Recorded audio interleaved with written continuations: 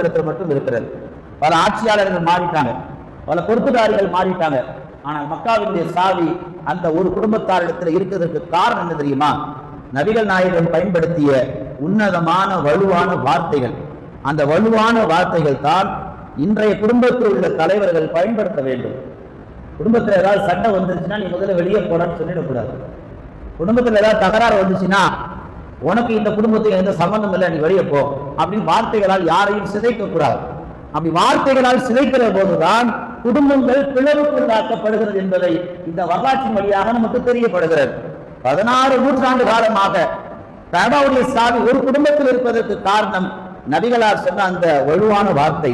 அன்பார்ந்தவர்களே, முறையான வேர்கள் என்றால் அது குடும்பத்தினுடைய வேறுதான். குடும்பத்தினுடைய அந்த வேர்கள் ஆழமாக விதைக்கப்பட்டால் தான் காலம் காலமாக அந்த குடும்பம் நிரந்தரமாக இந்த மண்ணிலே நீடித்து வாழ முடியும். குடும்பத்தினுடைய வேர்கள் முறையாக விதைக்கப்படாவிட்டால் சற்று காலங்களிலே கொஞ்ச காலங்கள் இந்த குடும்பத்தினுடைய பெயர் இந்த உலகத்தை விட்டு காணாமல் போய்விடும் என்பதற்கு எத்தனையோ வரலாறுகள் இஸ்லாத்திலே குவிந்து கிடக்கின்றன. இன்றைக்கு சமூகத்தில் நாம பார்க்கிறோம், பல வகையான மனிதர்கள் வாழுகிறார்கள். பல வகையான மனிதர்கள். சில மனிதர்களை பார்த்தீங்கன்னா ஆன்மீகத்துல உச்சத்துல இருப்பாங்க, ஆனா குடும்பத்துல கோட்டையை விட்டுவாங்க. சில மனிதர்கள் பார்த்தீங்கன்னா வியாபாரத்துல உச்சத்துல இருப்பாங்க, குடும்பத்துல பார்த்தீங்கன்னா கோட்டையை விட்டுவாங்க. சில மனிதர்கள் அரசியலுடைய கோபுர உச்சத்தில் இருப்பாங்க, குடும்பத்துல பார்த்தீங்கன்னா கோட்டையை விட்டுவாங்க. சில மனிதர்கள் இந்த உலகத்துல சமூக ஆர்வலராக பொறுப்பாளராக இருப்பாங்க, ஆனா குடும்பத்துல பார்த்தீங்கன்னா கோட்டையை விட்டுவாங்க. ஆனால் நபிகள் பெருமானார் எல்லா துறைகளிலும் சிறப்பானவர்களாக வாழ்ந்து குடும்பத்திலும் அவர்கள் மிகச் சிறப்புக்குரிய நபராக இந்த உம்மத்திலே வாழ்ந்திருக்கிறார் என்று சொன்னால் அப்படிப்பட்ட நபிகள் நாயகத்தினுடைய வழிமுறையைத்தான் இன்றைய குடும்பத்தில் உள்ள தம்பதிகள் கடைபிடிக்கப்பட வேண்டும். ஸல்லல்லாஹு அலைஹி வஸல்லம் சொல்வார்கள், ഖൈറുக்கும் ഖൈറുக்கும் லிஅஹ்லி வ அன ഖൈറുக்கும் லிஅஹ்லி. உங்களிலே சிறந்தவர் உங்கள் குடும்பத்தாரிடத்திலே சிறந்தவர். உங்கள் மனைவிட்ட நல்ல பேர் எடுக்கணும், அப்பதான் நீங்க சிறந்தவர். வ அன ഖൈറുக்கும் லிஅஹ்லி, நான் என் குடும்பத்திலே என் மனைவிடத்திலே சிறந்தவன் என்ற பெயரை நான் பெற்றேன் என்றார்கள் கண்மணி நாயகம். அப்படி என்றால் இந்த ஹதீஸ் எதை குறிக்கிறது? குடும்ப கட்டமைப்புக்கு முதலில் ஒரு ஆண் எங்கு வெற்றி பெற வேண்டும் என்று சொன்னால் தன் மனைவியினுடைய வாழ்க்கையில் தன் துணைவியாரோடு ஒரு ஆண் இறங்கி போக வேண்டும். மனைவிட்ட போய் முறுக்கிக்கிட்டு நான் சொல்வதுதான் நீ கேட்க வேண்டும் என்ற அந்த ஆண் ஆத்திகத்தை ஒரு குடும்பத்துடைய தலைவர் கையாண்டார் என்று சொன்னால் அந்த குடும்பம் கட்டமைப்புக்குள் வரவே வராது.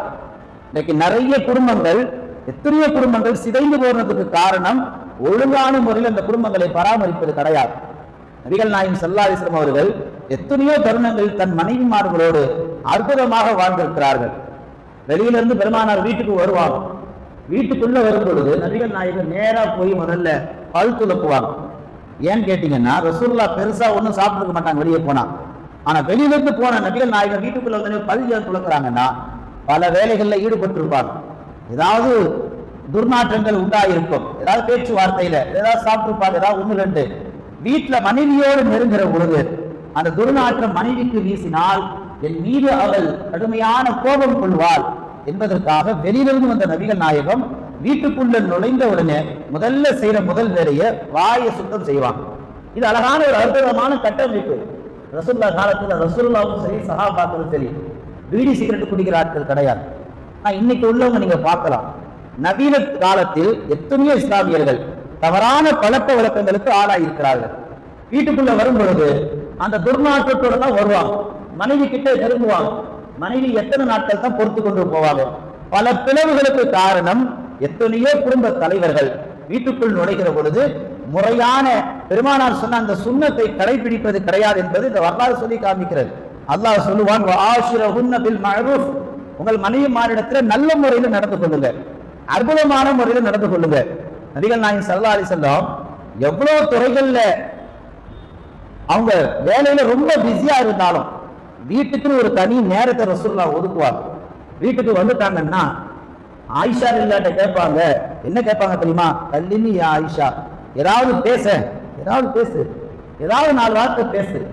இன்னைக்கு நிறைய குடும்பங்கள்ல நிறைய பேர் என்ன செய்யறாங்க, வேலையை முடிச்சுட்டு வீட்டுக்கு வர்றாங்க, ஆனா தன் மனைவிட்ட ஒரு 5 நிமிஷம் கூட மனம் விட்டு பேசுறது கிடையாது. அதற்கான காரணம் என்ன? அந்த பேசாவின் காரணத்தினால் தான் பல குடும்பங்கள் இன்றைக்கு பல கூறுகளாக